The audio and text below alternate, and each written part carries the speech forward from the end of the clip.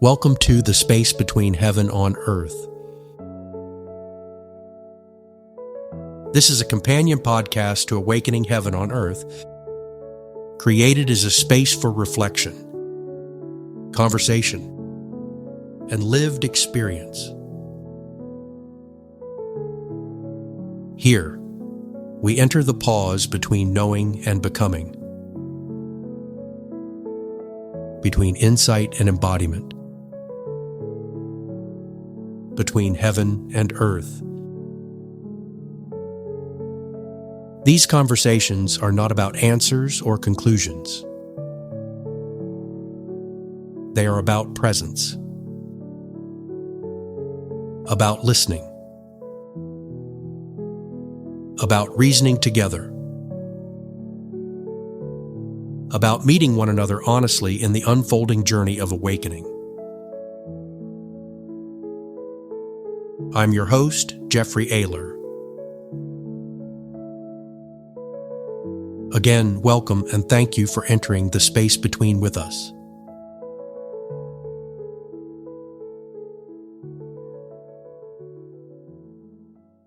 So in our earlier episodes of this series, we've explored unity as connection with others, unity with life, with the source of all being.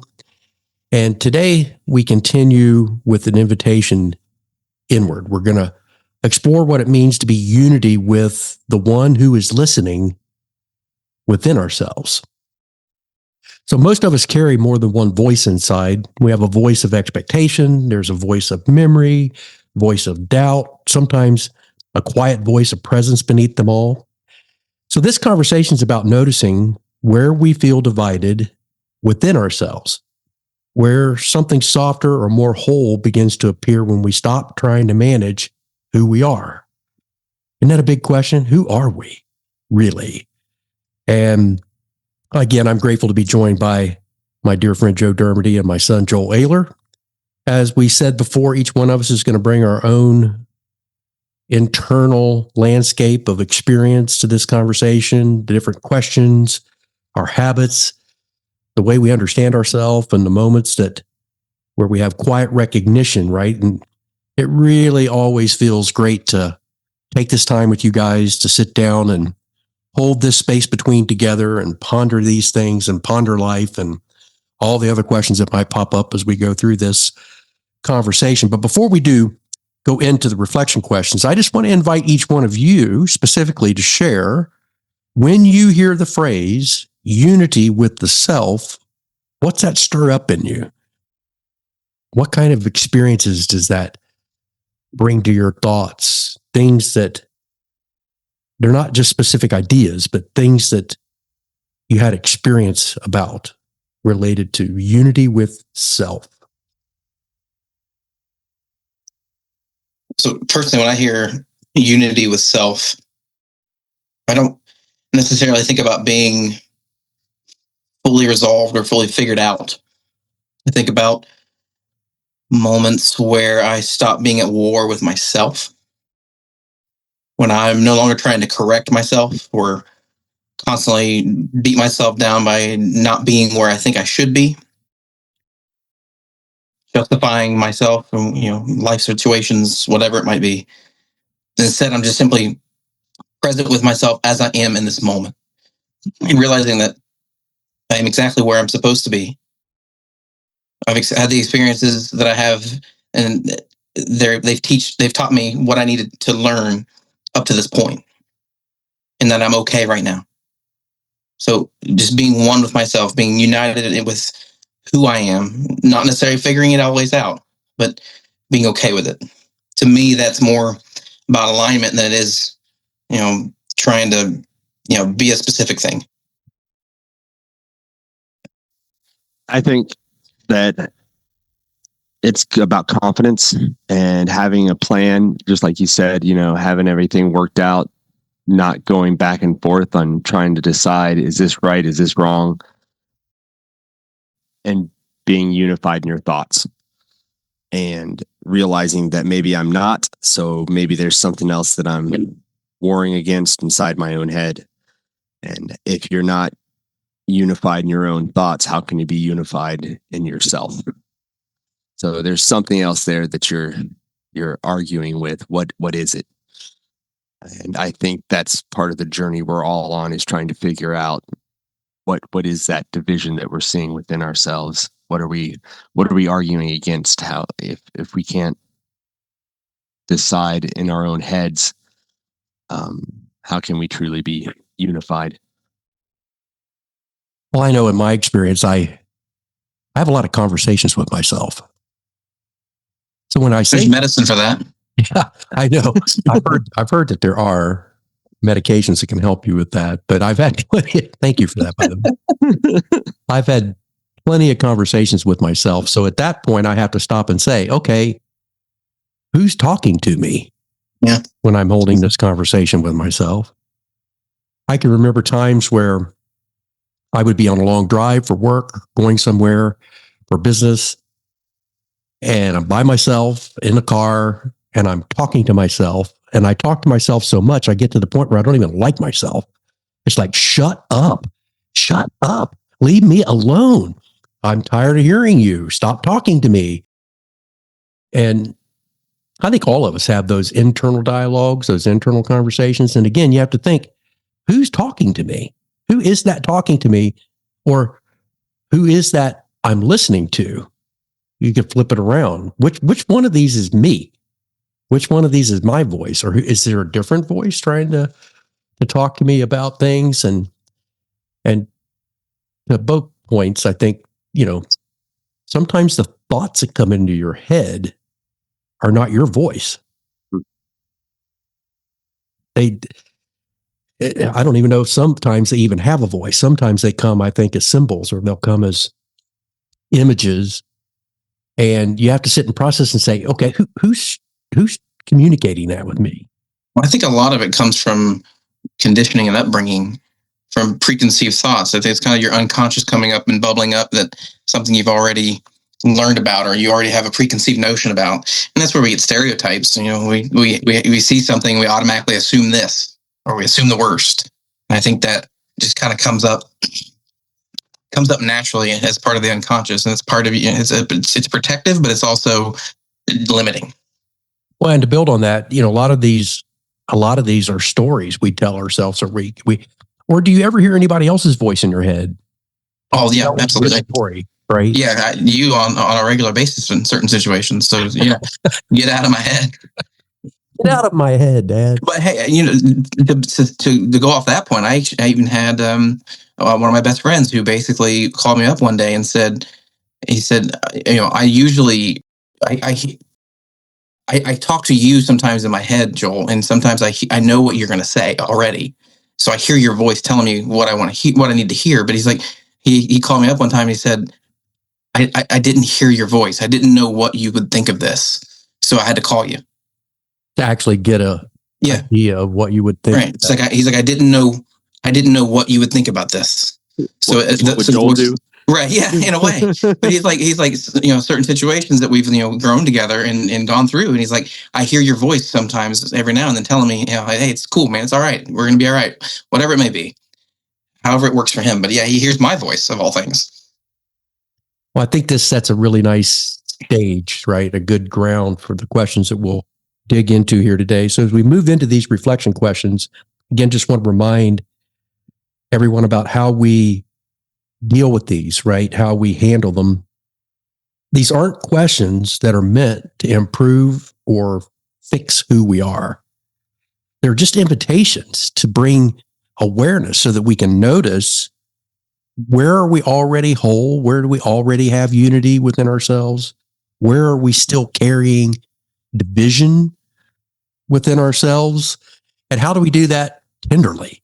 How do we be kind to ourselves? And how do we be more understanding in many cases of that inner dialogue?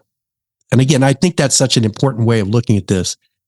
I believe everyone, if they'll be honest, will say we are in a constant dialogue, often internally. And sometimes it's happening subconsciously, and sometimes it's happening very consciously.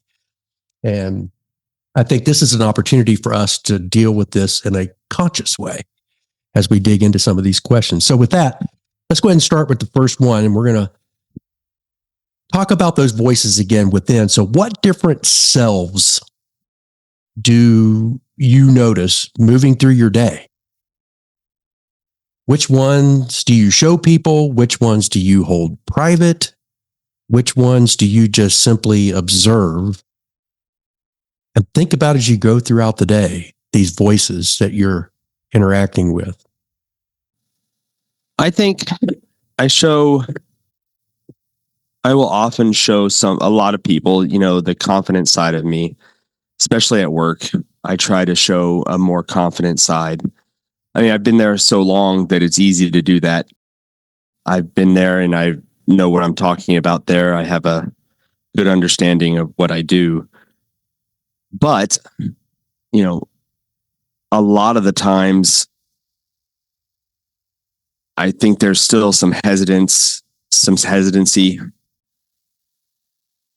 There's a little bit of nervousness that I still will keep inside, but I won't show that very often. I think we all have that, a little bit. Never let them see you sweat. That's right. Never let them see you sweat. So, I mean, yeah, I guess there's several different feelings inside, different selves. But yeah, I'd say confidence, I would like to say, is out most of the time. Yeah, so I noticed several voices throughout my day. There's the functional self, the one that performs and responds and does the daily duties of work and what that entails. There's the private self, one that carries my doubts, my memories, my emotions. I know there's also a quieter presence within me that doesn't try to manage anything at all. And I think that's where it all kind of begins and where it all stems from for me. When I'm able to silence all these other voices in my head and instead let them and kind of see them from a quieter place, then I can start to see that they're not me. Parts of me that that work, there's parts of me that basically destroy. I mean, and we all have those voices inside our head. Yeah, that's a good idea, and in reality, it may not be the best idea. But in the moment, it feels right. And so we kind of play different roles. We have different faces. We have different masks. We wear different masks a lot of times, especially around other people as well. We tend to put on masks based on who we're around and who we're interacting with, not realizing that it's not our true self. But you can only see that if you ever take the time to actually get to that quiet presence that's in all of us. And I think that's what all religious backgrounds are trying to point to. Some do it better than others, and some get the message all wrong. But I think that's literally what everything is saying. It's not erasing the voices. It's just changing your relationship to them and realizing it's not, those voices in your head are not you. So that's a big thing for me. Well, I think life gives us a lot of different opportunities, whether it's at work or home or in different circumstances. We're going to, again, I don't always say what I think. Thank goodness. Yeah, sometimes that's a good thing. And, there's a lot of conversation going on inside my head about what I'm seeing or what I'm experiencing and I think that takes experience to learn. And there are some people who have no filter. I do think what I'm learning is that our brain isn't the seat of our consciousness. It's really just a filter in which consciousness flows through. And much like a radio, you may be getting multiple signals and you have a lot of static. And you've got to figure out how to tune it in so that you can clarify the signal that you're getting and the conversation or the voice you're hearing from that. Because it can be very staticky in your head. I know I'm finding that especially in the mornings, if I start the day quietly trying to attune myself to this, that I tend to go through my day a little better. And there's a lot of times where something might have triggered me in the past that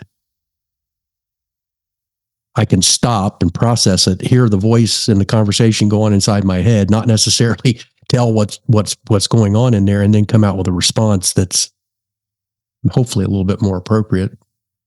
Doesn't always happen, because I think we all are easily triggered sometimes with a stimulus we get. And sometimes we wish, I told Joe the other day, actually, I like the term that words are like toothpaste. It's really easy to squeeze them out, but it's really difficult to take them back and put it back in the tube. So, we all have those times where we probably speak before we should and haven't thought about that and didn't have here's the thing I think is important. Sometimes I think we need to be having conversations inside our head before we say things. Mm-hmm. Sure, it helps. I mean, I think of also, like movies where you get somebody who has an internal dialogue and you end up with the angel on the one shoulder and the devil on the other shoulder, right? I mean, it's just personifying essentially the voices inside the head. That's exactly what we do. One's going to help, one's going to potentially, harm. Which one do we listen to in that moment? And that comes to mind when you think of the voices in your head. You're thinking it's not always good and bad. It's not always just that black and white.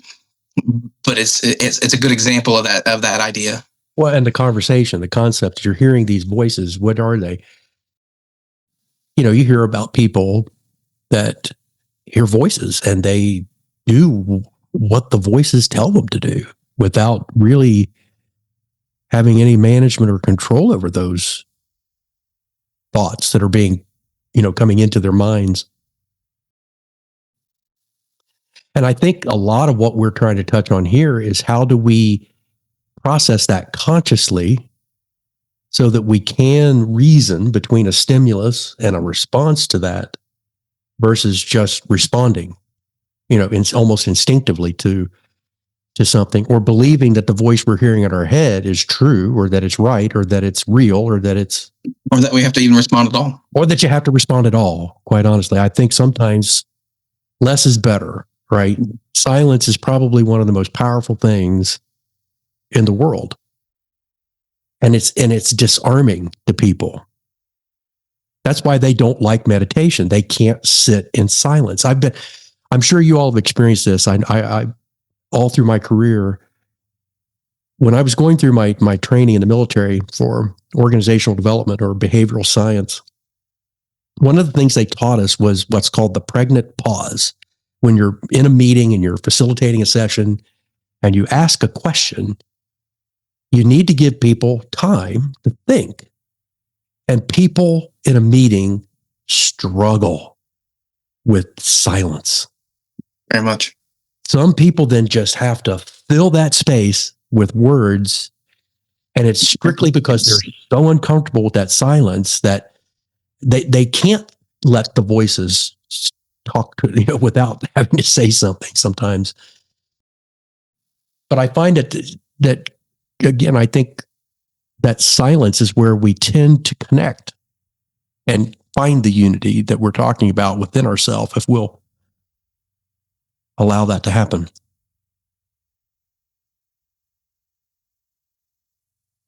So where in our inner life do we have conflict? Where do we still have conflict? Where are we being judgmental? Where do we have expectations? Or where are we creating resistance towards ourselves? What happens when you meet those places with gentleness rather than trying to control it?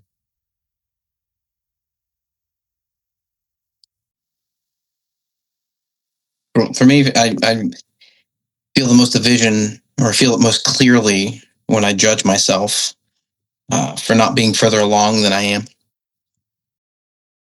That be spiritually, emotionally, relationally, anything in life that I think that I should be further along on my path. I think a shift within me happens when I bring gentleness to it instead of pressure on myself. grace to myself, compassion. It doesn't make it disappear. I mean, it's still there. I still feel the pull and the tug on, hey, you should be doing this instead of doing this. But if I'm able to basically not judge myself, it removes kind of a second layer of suffering. It's always going to be there in the back of the mind, but I don't have to experience it if I don't give it the time and the mental energy. I just need to believe that I am where I'm supposed to be. And anytime I start to second guess myself on that, that's where that division comes into place. It's where I realize that I basically am being hard on myself when I shouldn't be. That I'm learning, I'm going through this at the pace and in the situations that I need to be going through, and that I signed up for in a way. So self-judgment, I think, is the big division point for me. I still have some anger issues somehow, and I don't know what triggers it, but when I'm very good about not having it at work, but a lot of times there's things that'll just spark it, and I don't know why. So it's trying to figure that out. And it upsets me that I have it, and it upsets me that I don't know why it happens or what triggers it. Because I can't put my finger on it about what is triggering it, even when it happens. And I'm consciously looking for it now too. And I'm still having problems finding what's triggering it. So I think that's the biggest thing for me. And it's not like I am getting, fighting mad. It's just, I'm getting annoyed and it's just making me angry and I can't figure out why. And it is an inner conflict. That's my biggest thing right now. So it is an actual inner conflict that I'm just having an issue trying to figure out. I'll get there, especially now that I'm consciously looking for it. And it's pretty easy to let go, when I do find it and I have it and it happens and I'm like, ooh, that was silly. I'm going to let that one go. And it never lasts for long. But you're further along than most because most people aren't even aware of it. Right. That's the big first step, is just being aware of it all. I think that's why the first step in the 12-step program, right, is to acknowledge. Yeah. It's just a fact that I know I am my own and biggest critic. Again, self-talk. I think we can create self-fulfilling prophecy with our own talk, our internal talk. And good and bad. Good and bad, absolutely. And I have very high expectations for myself and continually fail to meet them. So, I can just set yourself up for disappointment. I set myself up for disappointment by not controlling my own expectations of myself. And I think sometimes I have unrealistic views of who I am and what I can do and how much impact or influence I can or should be having at any given point. So I'm kind of tough on myself in that regard because I feel like I could be doing more or having better or more influence and so again, I can be very critical of myself, and that happens a lot of times internally. I'm an introvert, first of all. I mean, my personality type, I'm an INTJ, if you were to use the Myers-Briggs. So I'm an introverted, intuitive thinker or judger. Pretty rare, one of the 4 rarest types. But that inner world of an introvert can be dark. And I think this is the one thing I didn't understand or expect as I've started really on this journey is the darkness I would uncover internally that I have to talk to myself about. Funny because before we started recording this, Joel was sharing with us that he had been asked some questions by his young daughters that, sometimes topics are not easy They're not easy to deal with or acknowledge or have the conversation about. And quite honestly, whether it's sex, whether it's religion, whether it's politics, whether it's gender, whether it's race, sometimes we have to have that difficult conversation inside ourselves about what are you thinking? Why are you feeling? What are you feeling? How are you supposed to process this? What are the expectations of your behavior in dealing with that? A lot of people hide, I think, that shadow, which is why it's a big part of Carl Jung's theory of individuation, is number one, acknowledging that you have a shadow, right? Which is what we do when we acknowledge those kinds of weaknesses or those kinds of triggers or those kinds of things that those are parts of our shadow. That and it's not to Joel's point, it's not to judge it. Is that good? Is that bad? But to just integrate it and acknowledge it into your life and realize that I'm okay. I'm okay. This is okay. I'm normal. This is not abnormal. Yeah, and that's part of who you are. Yeah. If you deny your shadow, you're denying yourself wholeness. Correct. You have to accept the dark and the light, because we are not just one thing. We are both. Which is why I think this is so critical to this particular discussion. Unity within self. Unity with self means I need to be unified between the masculine and the feminine within me, because we all have both masculine and feminine elements in that's gender within ourselves. I know some people may not know that, but that's a fact. You've got spirit and body. You've got all these elements inside you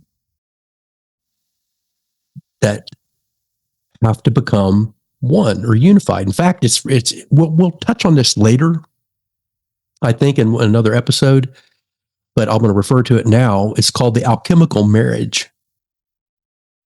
And the alchemical marriage is the marriage of masculine, feminine, and elements within yourself.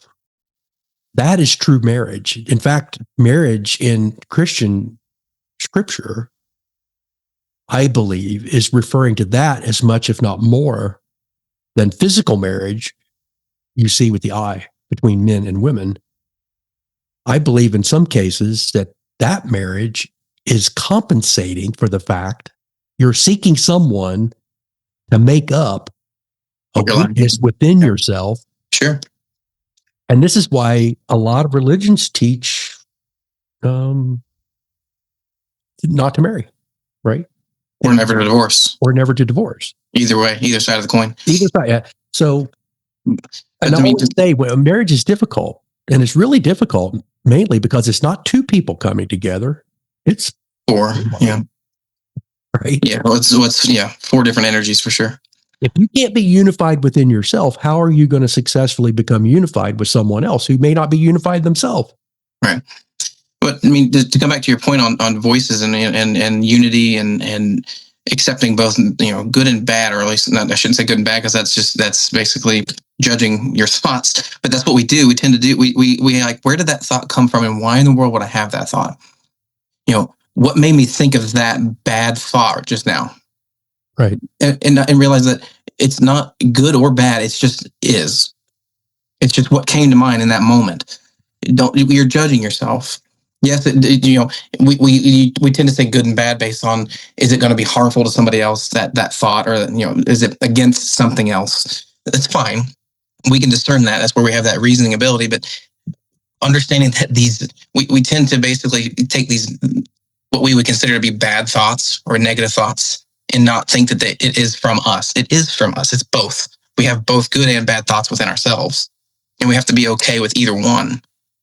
We don't have to react to both, but we have to be willing to accept the light and the dark. But you use two terms, and they're, in some cases, they're mutually exclusive of each other, and that is judgment or judgmental and discernment. Mm-hmm. It's actually a chapter in one of the books that will be coming out over the next couple years here on that very topic, the difference between judgment and being judgmental, yeah, and discernment, the ability to discern between two things and make it a conscious decision by reasoning. That's discernment. I can discern whether or not this is going to have this effect or that effect. And in this situation, this is the most appropriate thing to do, right? That's discernment. To say that it's good or it's bad, it's right, it's wrong, correct. That's judgment. Discernment is something healthy, where judgment is going to create negative. I'm right, you're wrong. Yeah, exactly. Right? It's going to create negative energy. It's going to create division. And we do it inside ourselves. And constantly, inside ourselves and outside ourselves. It comes out of us as well. Because we judge everyone else as well. So we judge ourselves, we judge others, we divide all the time. It's interesting because I've been doing quite a bit of study on quantum theory and how that applies spiritually. And it's very consistent with what most of the wisdom traditions teach. And that is that in reality, our true essence is perfect. It's perfect. Mm-hmm. If you judge it as something other than perfect, you're going to make mistakes. And if you don't, in our true essence, there's nothing that needs to be fixed. Correct. That's the biggest thing. If you can find that quiet presence there, it's not trying to fix anything or judge anything. It's showing you what is. It can be totally life-changing because it changes the way you see. One of the things there's a great book we use in the work I do called Learning to See. And it's teaching people how to see variation and waste in systems. Things that people can't see today. It's there, but they just can't see it. And just because you can't see something doesn't mean it's not there or it's not real. I always like to use the example. Have you ever looked outside on a sunny day and there's a beam of light coming down and you can see all the particles floating around in the air? Well, guess what? It's always there. They're all the time. Mm-hmm. You just don't know it. You can't see them. And when you learn to see something, it's really difficult to unsee it at that point. It can change your whole life. The perspective, your paradigms will shift. And learning to see and understand, not only am I perfect because God created me perfect in the essence of who I am, so is everybody else. We all are coming from the same source, right? Mm-hmm. All right. So can I sense an awareness that remains present, whether I'm calm or unsettled, confident or uncertain? What's it feel like when I feel this awareness that is present when you're in each of these different states?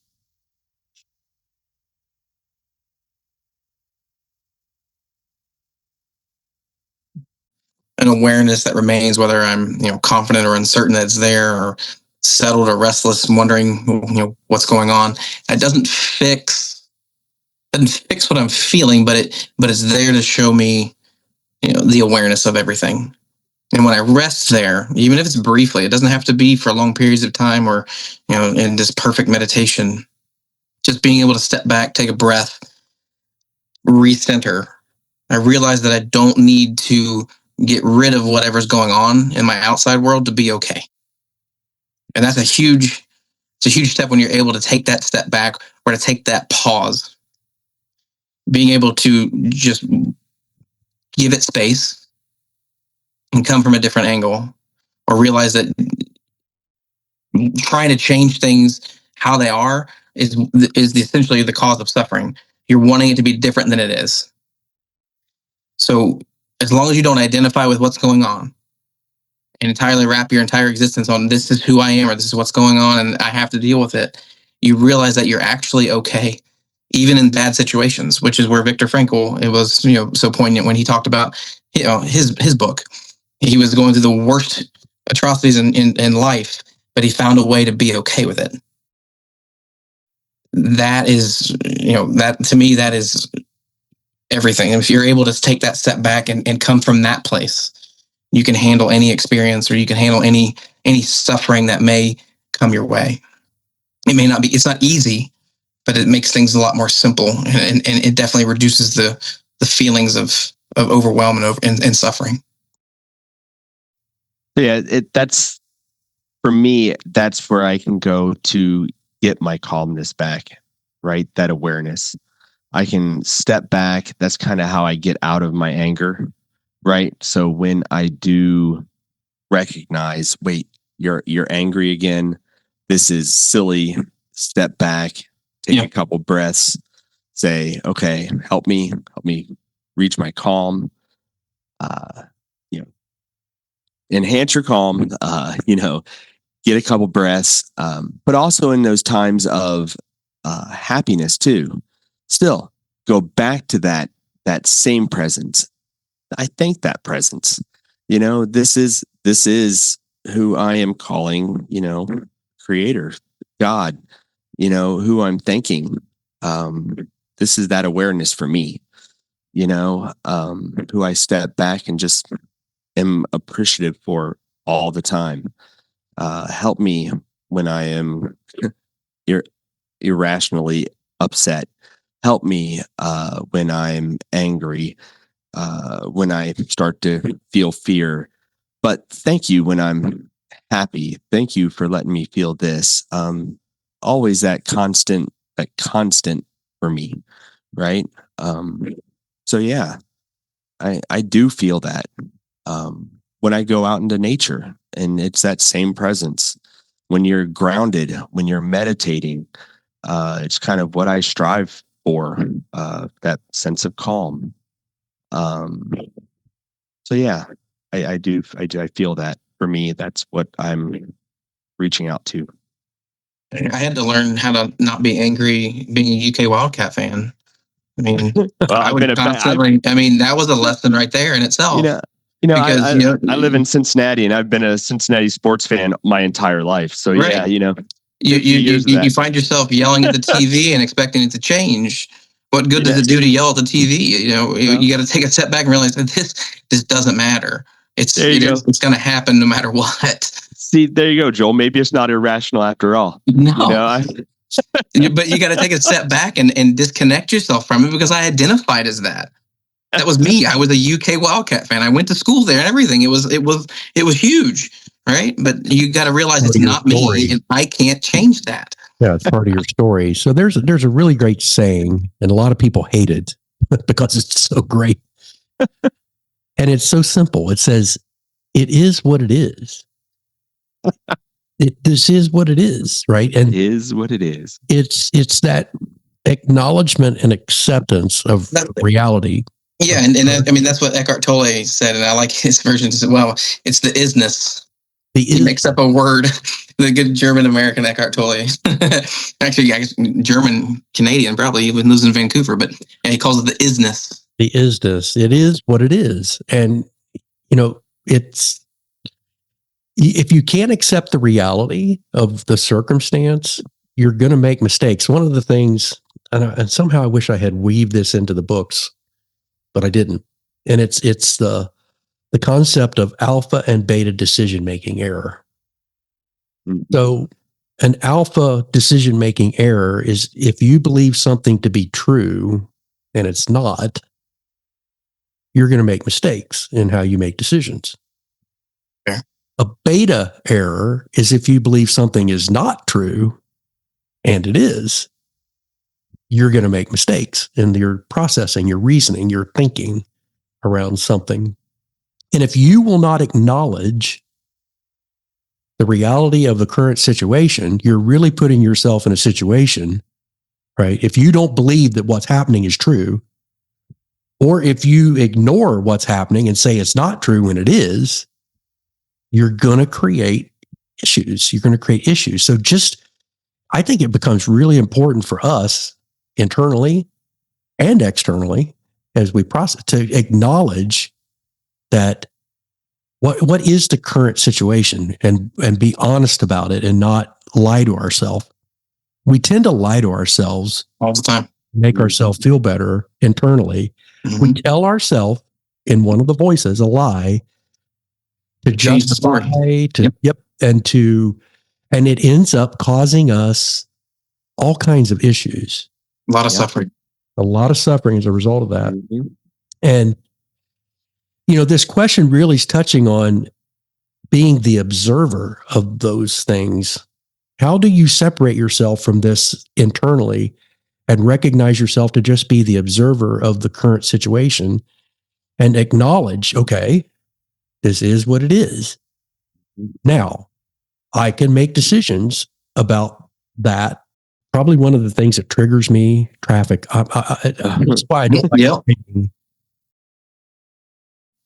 work and various things, is traffic has a tendency to really be an issue with me. And it all stems back from the conditioning I received in the military about how things should move and when they should move. For anybody who's been in the military, you'll understand what I mean. When the signal's given to move, everybody moves at the same time. You don't wait until the person in front of you moves. Because if you do that, you get into this accordion effect in how and everything gets spread around and dispersed, where instead of everything moving as a unit. And because in the military, the biggest thing they were trying to instill in us is the concept of unity. We had to move as a unit, right? Because if what you do can have such a dramatic effect on everybody around you, if you think too much and don't just act when you're given a signal, everything gets off. So they would punish us severely if things didn't work that way. And I think that's why I have this deep psychological embedded trauma. Joe talks about triggering anger. Sometimes trigger anger in me, and it's irrational because I'm not that way. I am just not that way. Which is why when people see it, I know lovely wife will point it out to me, and she's right. Why do you get so upset? I don't know, but I am, and it's this deep. And I should be the observer of that and say, okay, it is what it is. Easier said than done. Again, it's incorporating that. It's acknowledging that in my shadow, incorporating that and figuring out how to say, okay, this isn't right or wrong. I know people are distracted, so they're not necessary, or they're afraid to move in unison because it's not normal or comfortable. I should change my expectations. Something needs to change. And it's really not, the comfort for me will come from not changing them. Comfort will come by changing my perception of what I think I'm seeing. And then you'll change the world. So which stories about who I am feel most solid? What softens when I allow those stories to loosen up, even for a moment? We define ourselves by the stories we tell ourselves about who we are, what's our role, what is our purpose, what is our, you think about all the things that shapes how we think about who we are and what we are. So what stories of who you are feel most solid? Jeff, why don't you go first? I think I always have viewed myself as religious, spiritual, and as a pastor teacher. I mean, those stories of who I am were very strong. And even early in my life, I'm learning that it's not my job to teach everybody or to shepherd everybody or to certainly correct everybody's behavior but I do believe the one that's most solid is I'm a peacemaker. I want peace myself. So I want peace with everyone else. If people are peaceful around me, then I have my own peace.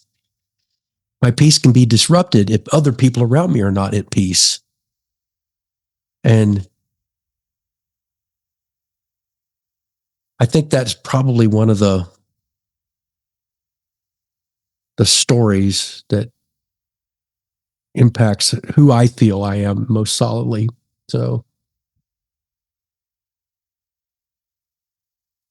yeah, the stories that feel most solid are usually the ones that are about the stories that are about who I'm supposed to be or who I've been.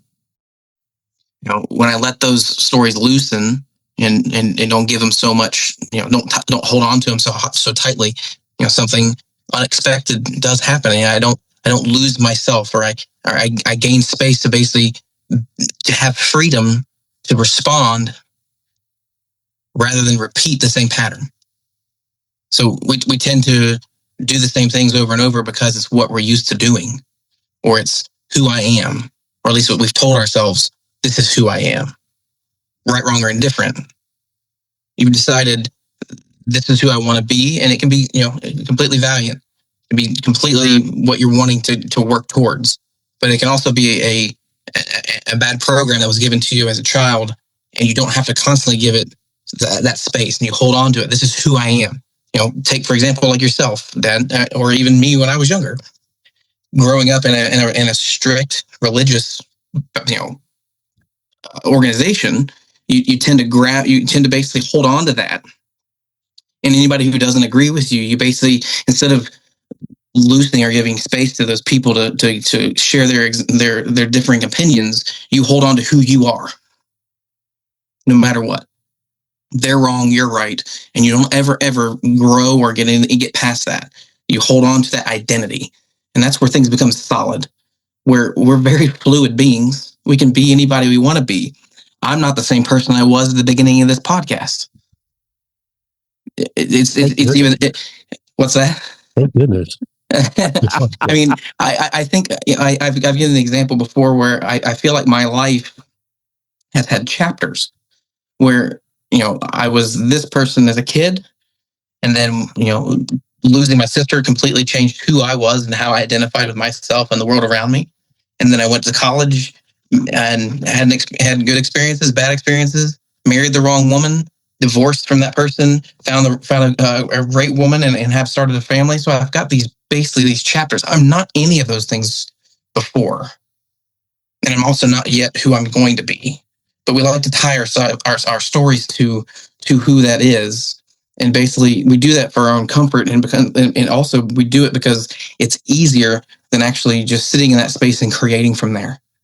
We don't realize we have that power and that ability to actually go into that space and make a decision and respond to things rather than just repeat the same story over and over and just be okay with it. If we don't like the story of our life and what it is, we have the power and ability to change it if we actually go into that space to create. But until we can find that space. You were so reluctant to share with me some of the things you were learning and seeing and reading, and Sure. because I was in a story, and I was in a right, exactly, yeah, right in a, and I think it's important that our life is a big story, but there's stories within the story, right? There's all kinds of layers to it that I think are important in the overall story. You know, I think there's a concept called the book of life in Christian theology that is, you know, your story has been written and it's unfolding. Your story is the book of life, your life, the book of your life. And each one of us has our own book, no different than a lot of other concepts and other wisdom, again, traditions. So, and I think everybody's story is important. It's perfect. It's interesting. And again, I have to say, they are where they are. It is what it is. Well, how are you going to deal with this person when you talk to them? Well, number one, I'm come to the conclusion I don't have to be right when I do talk to them. It's okay that they believe what they believe and they are where they are, because I've been where I was and I've changed and I think I'm growing, and I have to be okay that I'm in a different place. I have to let you be okay to be in a different place. I think we're all in different places and we're on our own path, but the end goal and the end place that we're going is all the same.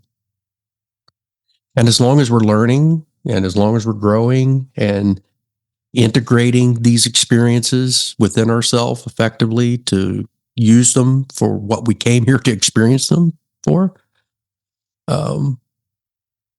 I think, there's a lot of very specific examples. I know there was a period in your life, Joel, where your story was difficult and it was different than our story, your mom and I. Yeah. And that was a challenge. Yeah. Right. And it's a challenge for us because we don't necessarily understand or couldn't frame that experience because we hadn't had it. Right. But there's plenty of people around us who had. Yeah. And I think that, again, it's not being judgmental. You don't want to be judgmental. It is what it is. It was what it was. And what we learned from it. What do you learn from that? I think is probably the biggest question. What am I supposed to learn from this? Well, I mean, that's the biggest thing. You got to take away something from it. Otherwise, it was a complete waste of time. You have to learn from it, and you've got to be able to do better the next time, or appreciate what you experienced, good and bad, suffering or joy, either way, and be grateful for it because it taught you something. Absolutely, gratitude is what will open the door to that learning.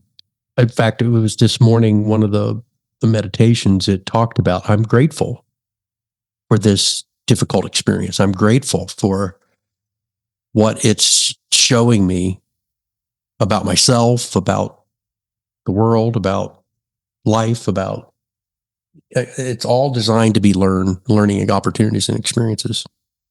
I was just going to say one of my favorite sayings is, when I let go of what I am, I become what I might be. It's pretty powerful. Well, it's so hard sometimes for us, isn't it, to let go of who we thought we were or what we thought we were, and it's uncomfortable. Yeah, it's very uncomfortable. And people don't like to be uncomfortable. No, nope. It's hard. But hard. You don't grow through something. You don't become that next level person without the pain and suffering. That's right. You don't level up until you go through a trial. That's right. And life or video games, right? I mean, absolutely. Yep. And there's the stories we tell ourselves aren't necessarily a bad thing. It's okay to be who you think you are, and it provides structure for your life. But basically, you're holding yourself to it if you don't allow enough presence within yourself to have the freedom to change it. Well, I'm learning that the more open I am to change and the more open I am to learning, the better I think will be. And being a conscious observer, which is a quantum mechanics concept that I'm learning a lot about, and I think it's valuable and important. And in fact, I'm going to incorporate it in a lot of areas of my life. And I think it's have a very positive effect. Yep. To just watch in some cases and allow and see as things unfold. All right. So if I trusted that I'm already whole beneath all my habits, all my histories, all my stories, like we were saying earlier, I believe we are all at the essence of who we are, created perfect. If we trusted in that and really believe that, what might change in how you relate to yourself and to others? Well, you wouldn't have to worry about trying to change. You wouldn't doubt yourself or others nearly as much if you could truly trust and believe that you and others were already perfect. You could stop trying to make yourself and others change. Just start believing in each other more. Just start loving more and more. Do you think that thought would be seeds to actually create that reality in our experience. To think that might help actually bring it about. That And it would be fantastic if it would, wouldn't it? Man, it would be so nice. But that's a lot of work. But you got to start somewhere. absolutely. Yeah. You know, it's got to start somewhere. And I'm happy to start thinking that way.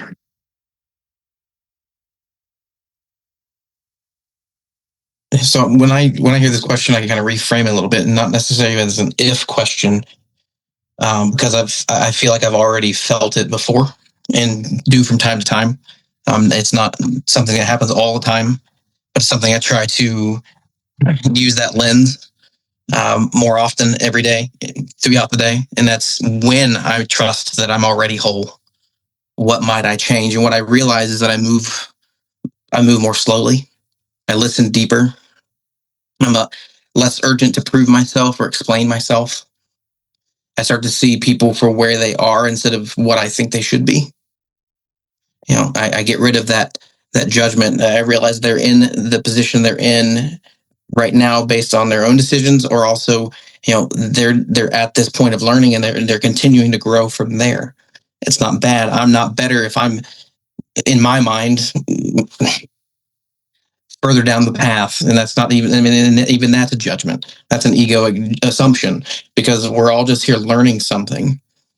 So it doesn't make me passive to be whole, or to realize that I am whole, and it makes me more present to everything around me, internally and externally. I start to feel more compassion towards myself and where I'm at and what I do each day. I don't feel as guilty for taking the time to do this when I enjoy it, whatever that is. I mean, just literally, I have times, and I've told my dad this. You know, we've gone through so much over the last however many years, and I had times where I would just absolutely devour spiritual books or whatever rabbit hole I was going down at the time. You know, it'd be food, nutrition, spirituality. It doesn't matter what it was. I was devouring things left and right and growing at leaps and bounds. And then I'd have times where I just couldn't stand reading. I didn't want to read anything. I didn't want to take anything in. I just wanted to do something else. But I felt guilty, like I wasn't doing my homework, like I was supposed to be doing more. I feel guilty right now because it's been a while since I've done my yoga and done my meditations like I used to. But I have to realize that it's okay. I'm in this time where I need to, you know, get lost again a little bit to find myself. And that it's okay that I read a book that's fiction instead of being nonfiction. You know, it's just, I basically don't have to, you know, always be trying to prove to myself that I'm working on this. I'm okay where I'm at, and everyone else is too. So I mean, to feel whole and to, you know, realize everyone else is there as well. That doesn't eliminate my growth. I'm still in learning. I'm still aware, and I'm still present with certain things.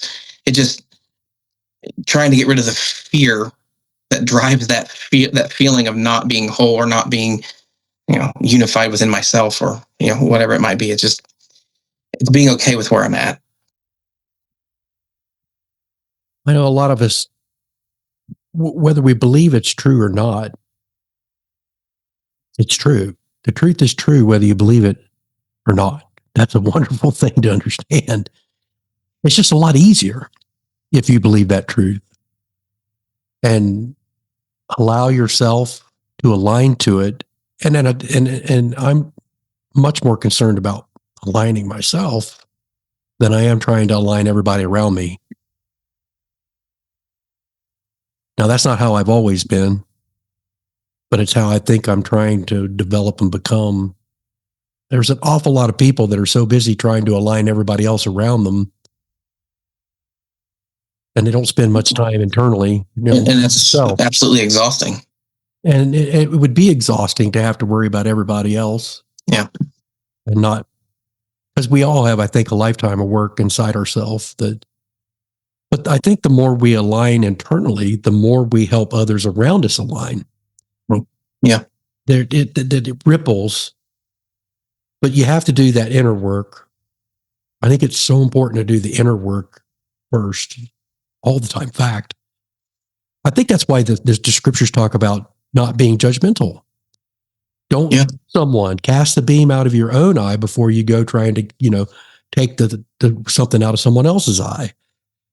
And just because your sin isn't the same as their sin doesn't mean their sin is the one that needs to be fixed, right? You've got your own to worry about. You got your own. And sin is just anything that causes this idea of separation. Division. Yeah. Division. Whether it's inside yourself or whether it's between you and someone else. Mm-hmm.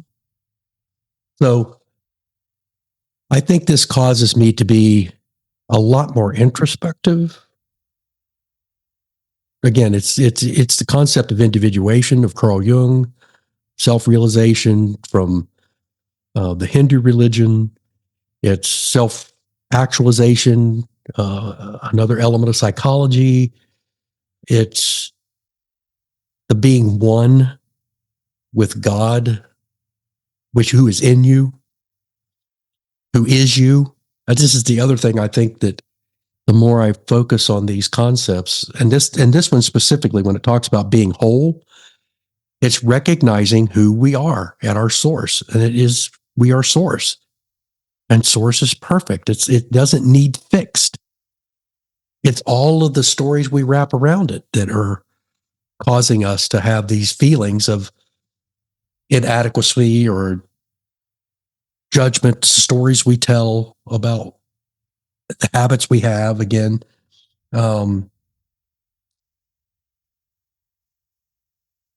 it's liberating to me. It's very liberating, and it causes me joy and peace.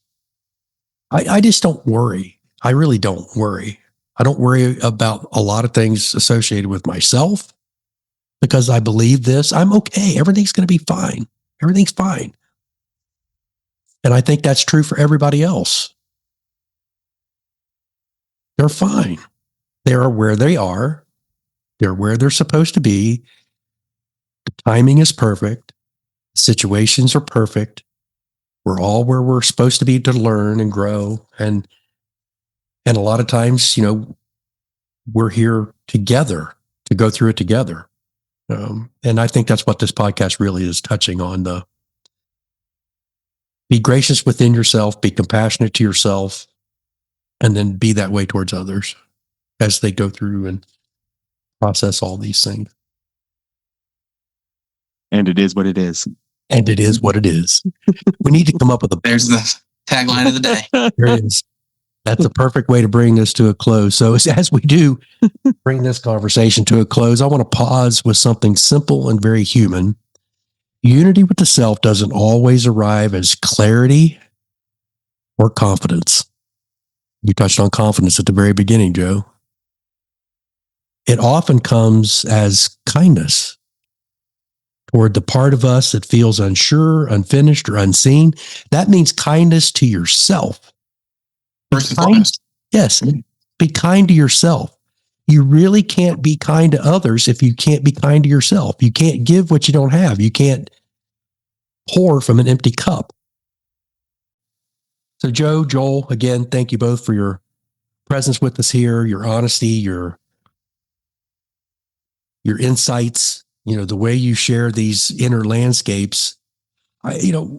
Regardless, our experiences will resonate because other people are having the same types of experiences. And I think sometimes just listening to a podcast like this just says, for people, when they listen, they go, oh, I'm not the only one who feels that way, or I'm not the only one who thinks that way, or I'm not the only one experiencing that. So for those of you that are listening, if this conversation revealed even one place where you might meet yourself a little more gently, a little more kindly, I hope that that's enough to make this time you spend with us valuable. So you don't need to become someone else to be whole. You can simply allow yourself to be present here. And with that, the space between continues. Thank you for sharing this sacred space with us. As you return to your day, may you carry whatever resonated whatever stirred, whatever invited you more deeply into presence. The space between heaven on earth is a companion to awakening heaven on earth, where the teachings are explored through reflection and lived experience. If this conversation spoke to you, I invite you to sit with it, breathe with it, and allow it to unfold in your own way and time. Until we meet again,